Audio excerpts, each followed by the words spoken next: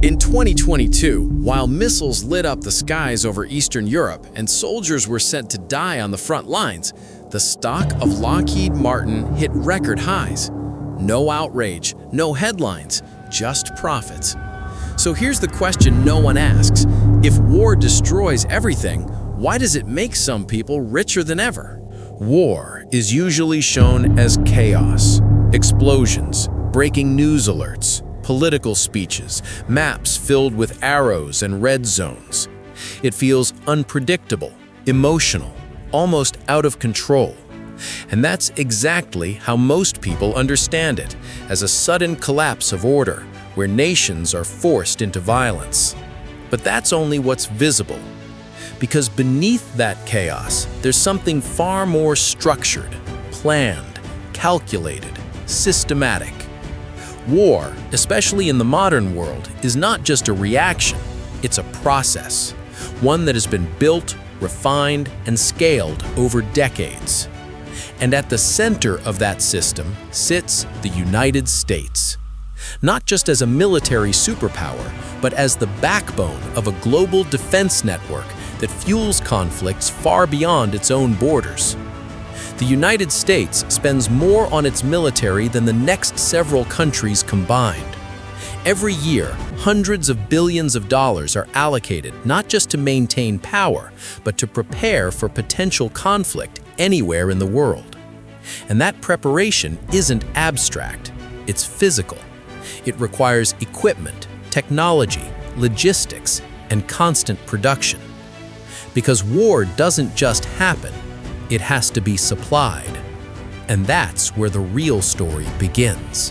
Every missile that gets fired, every fighter jet that takes off, every defense system that gets deployed, none of it exists without being designed, manufactured, and delivered first. And that responsibility doesn't lie with governments alone. It belongs to private corporations.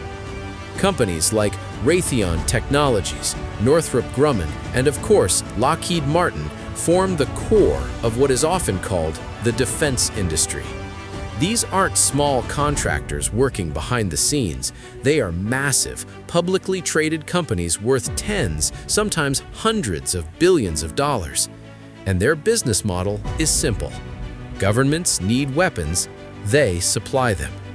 In times of peace, this system moves steadily.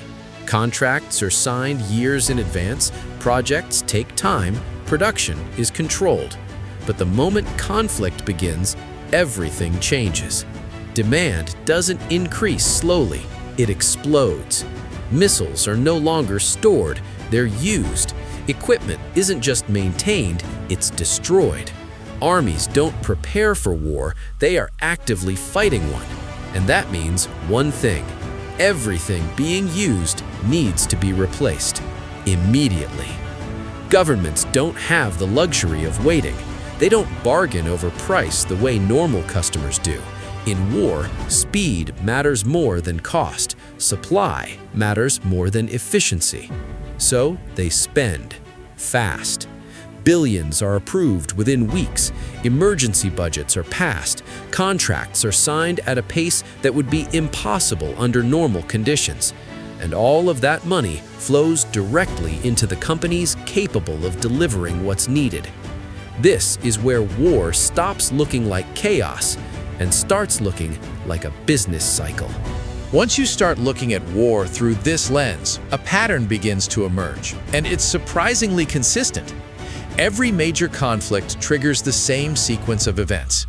Defense spending rises sharply, production scales up, contracts multiply, and the companies at the center of it all begin to grow. Not slowly, but rapidly. Investors understand this better than anyone. They track geopolitical tensions not just for political implications, but for financial opportunities. Because war creates something incredibly rare in any industry: guaranteed demand backed by governments with almost unlimited budgets. There's no risk of customers disappearing. There's no concern about market competition in the traditional sense, because when a government needs weapons during a conflict, it doesn't shop around like a consumer. It goes directly to the companies already integrated into its defense system. And that creates stability, Predictability. Profit. This doesn't mean wars are simply created for money. That idea is too simplistic and ignores the complexity of global politics. Nations go to war for strategic reasons, for security, for power, for influence. But once a war begins, the economic system around it activates immediately. And that system has incentives. Governments need to maintain strength. Companies need to fulfill contracts.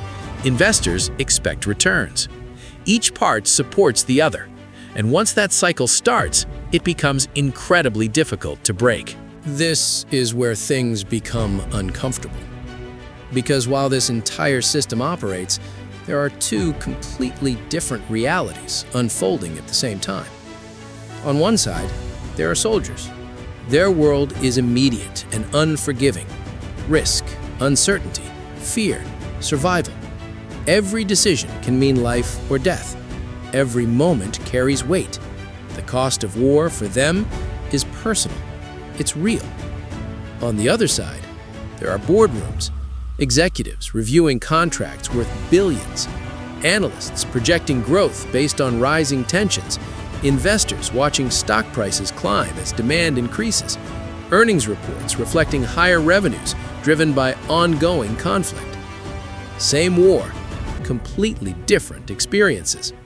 One side measures the cost in lives, the other measures it in numbers. And both exist simultaneously without ever truly intersecting. Over time, this system has only become more advanced. Defense companies are no longer just manufacturers of weapons. They are technology leaders, working on artificial intelligence, surveillance systems, cybersecurity, and next-generation warfare tools. Which means the system doesn't stop when a war ends. It adapts. New threats emerge, new tensions rise, new budgets are approved, and the cycle continues. Not because of a single decision, but because the entire structure is built to sustain itself. War in the modern world is not just an event, it's an ecosystem. So the next time you see headlines about war, another escalation, another conflict, another crisis, understand this. You're not just watching a battle unfold, you're watching a system in motion. A system where destruction and profit exist side by side, where power, money, and conflict are more connected than they appear, and where the outcomes aren't always as simple as winning or losing.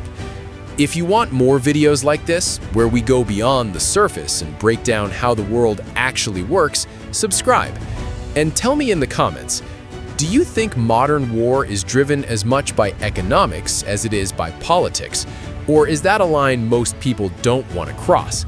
Because once you start seeing the pattern, it's impossible to ignore.